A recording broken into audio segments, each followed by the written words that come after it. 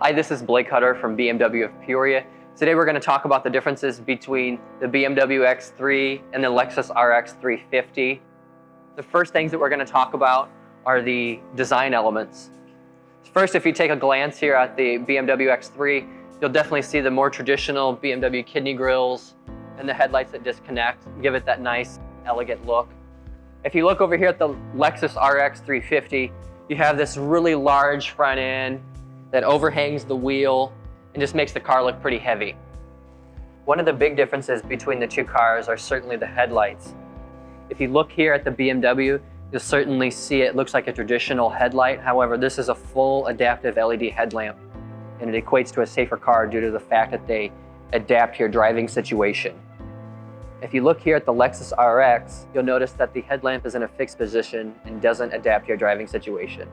Moving on to the rear of the vehicle, I'll compare the X3 to the RX. If you look just plain in daylight, you'll see that the X3 has better tail lamps. So what that makes for you is a nicer, safer drive. They're brighter for other people to see you, and even have another auxiliary tail lamp that if you press the brake harder than usual, it lights up just down here. Also, the turn signals are LEDs. If you look here at the Lexus, the tail lamps have a partial LED and an iridescent bulb. Another thing I noticed when comparing the two cars is that the RX has a noticeably slower tailgate. Take a look. Another thing you can notice about the X3 is that it sits a little bit lower to the ground, so it makes loading cargo easier than the RX. All right, everyone, so now we're on the inside of the Lexus RX350. I'm just gonna take it for a nice drive here and give you some feedback. One thing Lexus did was they want to make you have a good first impression of the vehicle. I will say that they did a nice job making sure that everything within hand's reach felt pretty nice.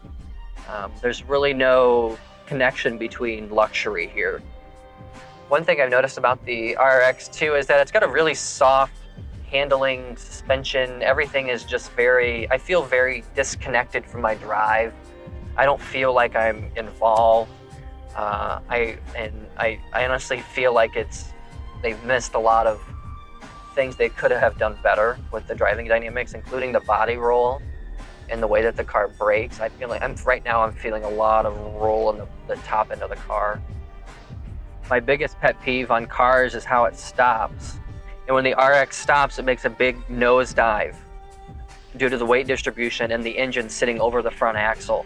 So if you make an emergency lane change, you have to make a panic stop because of that deer ran out in front of you or a car pulled out in front of you, would make for a very good experience, and you may even get into a collision.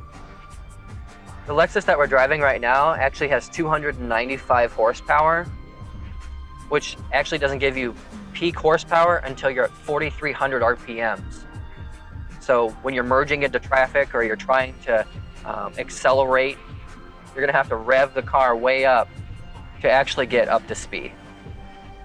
One thing I've noticed in the RX compared to the X3 is that the usability of all the features that they offer isn't very easy. Okay, so right here, they've put your infotainment controller, and over here, they've put your driving experience control. Now we're in the BMW X3, and I can honestly say that the seats are just hitting you in all the right places. Very supportive, very comfortable. There's even a nice leg extension on the front here so you can adjust.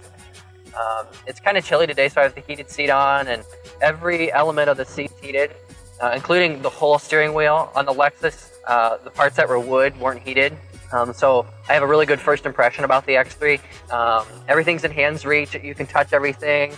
All the buttons are in a really cool high gloss material. It looks very upscale and luxurious. Kind of reminds me of like a watch face. The knobs have a really nice tactile feedback when you turn those. One thing I've also noticed in comparison to the RX is that the X3 is a more driver-focused vehicle. I feel completely level and connected to the road. I also feel that the brakes give me much better feedback than the RX, and that I don't dive when I brake. Another thing I have really found to like about the X3 is the engine and drivetrain that the car has. The X3 has 248 horsepower, which is actually less than the Lexus. However, it's a turbo 4-cylinder. The Lexus is a naturally aspirated 6-cylinder. So that means if you're a Peoria resident and you're downtown on those really short on-ramp, that when you're getting into the flow of traffic, you're going to have a better experience doing that in the BMW versus the Lexus. I also noticed comparing the two that the adaptive all-wheel drive system on the BMW is more reactive to my driving style than the Lexus was. The acceleration kind of works in conjunction with that. So like right now you may be able to see that it's actually snowing outside here in central Illinois. So if you start to drift one way as you go around the corner and the tail end of your car starts to kind of slide, the BMW actually engage power to the right rear wheel, so also creates a safer driving car. Another thing I like about the X3 versus the Lexus is that the X3 actually offers touchscreen technology that's actually very user-friendly.